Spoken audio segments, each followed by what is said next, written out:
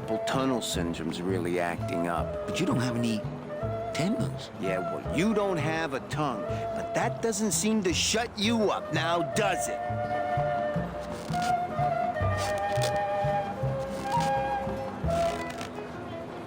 Bang! Ah, popped another one. Lousy, bony fingers. Could you teach me how to do that? Well, since you're a beginner, why don't you practice the first step? Which is? Blow. I have to go. That sound makes me want to kill somebody. You too?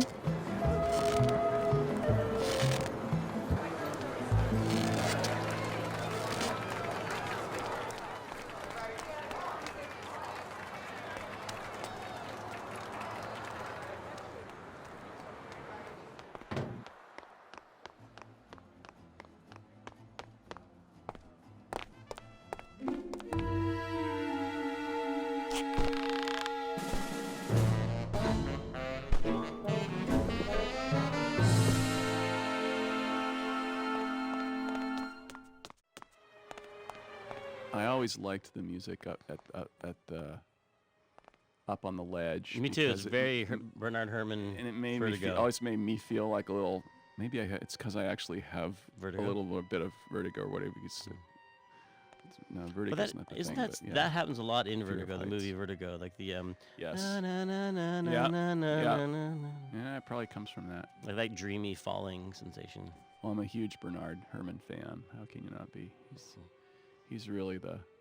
He was the guy who really brought kind of a seriousness of classical music to scoring. I mean, the guys before me, there were great composers before him. They were a little more sort of kind of the entertaining aspect of orchestral music, and I think he was really very serious about it.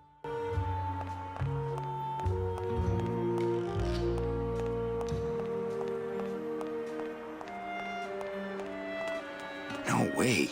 If I go any farther, Don will see me and call the staff shrink to come and talk me down. No use for it. No use for it. No use for it. It's locked.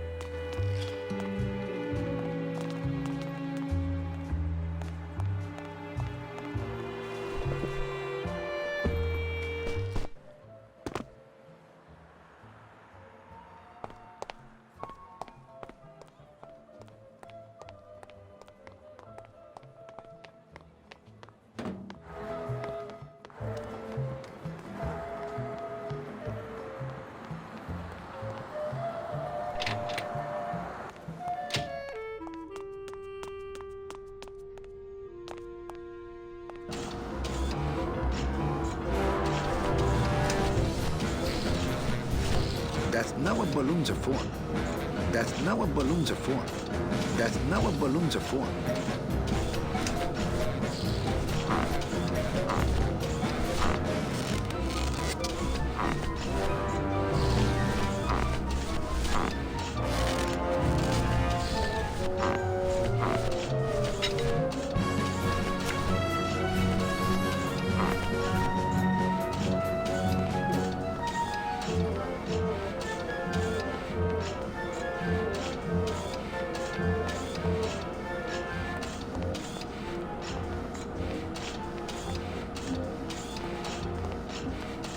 You know, the games we make nowadays, we try to keep them real time, and the environments will come in the tens of thousands of polygons probably, but or at least under 100, I would say, at least at the Telltale studio. But here, I think we're almost unlimited, unless it crashed the machines all the time. Yes, it was unlimited, and it was like trying to render it on your iPhone. Well, remember, Crazy.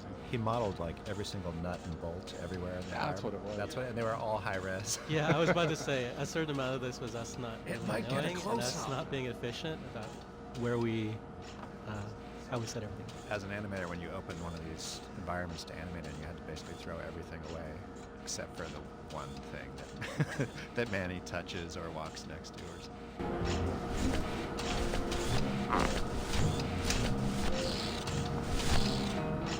That's not what balloons are for.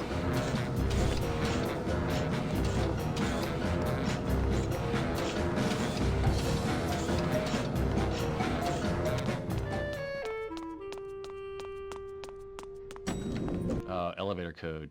Yeah. Elevator code's the worst, man. Door code in general. There goes Dominic. So there was a door box that you would draw on the ground that would have data attached to it that would trigger the art and the. Well, it's like the old like when you walk into a supermarket in the old days, they didn't have like a IR thing that was pointing at you. They had like a pad on the ground. Yeah. You would roll your cart or step on the pad on the ground, and it would automatically open the grocery store for you. And it's just like that. Like there's a little invisible box that you cross that triggers all that stuff. And then all the fiddly bits of people step on the box, step off the box, step back on it while the doors are opening and closing, and those doors are broken for a long time.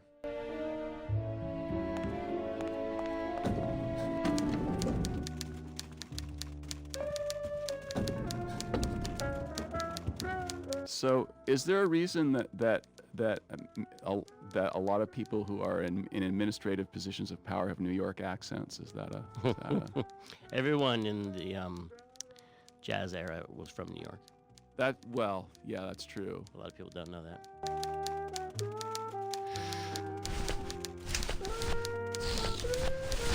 That's not what balloons are for.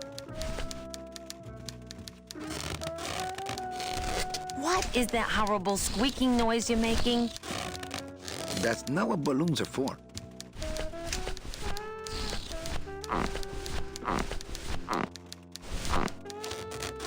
Oh,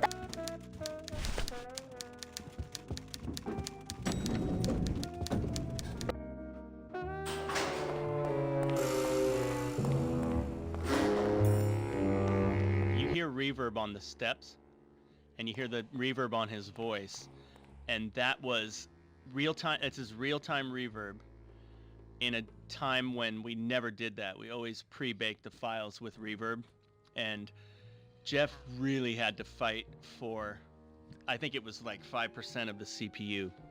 But now anything that happens in this garage goes through that reverb. And like to modern game folks, audio people, it's just totally basic, no big deal. But back then it was such a big deal. And he really had to jump through hoops for it, and it's so great.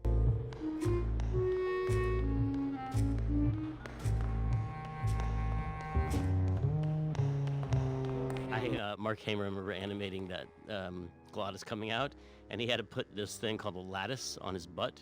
And he was like, "What are you working on, Mark?" I'm working on the Glottis butt lattice. And he was always like working on the Glottis butt lattice to like morph and squash and stretch his butt as it came out of the the door. And so, 3 cheers to Mark Hamer and his Glottis butt lattice. Amazing work, still remembered to this day. Mark. It's locked. This sign says, "I'm at the junkyard." Woo!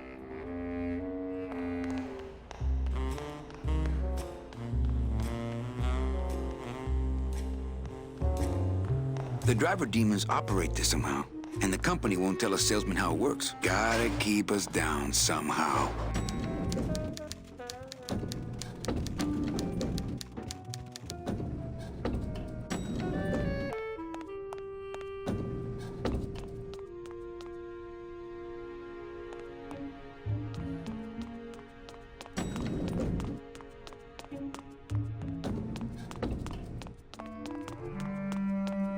Down in QA, we got on the project way, way earlier than we ever had on any other project, and we would play the game with the concept art on the screen.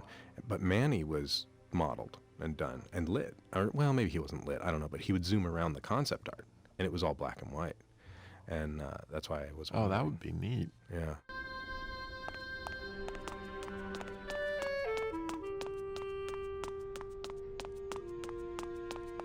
Savvy viewers will note that this the lobby is based on a real building in San Francisco with Mexican architecture or Mayan Deco architecture. 450 Sutter, yeah, which is an actual building, which is the inspiration for the whole business. Yeah, San Francisco's kind of there's a lot of deco-ish stuff around town, and that was a big part of making this world look the way it looked.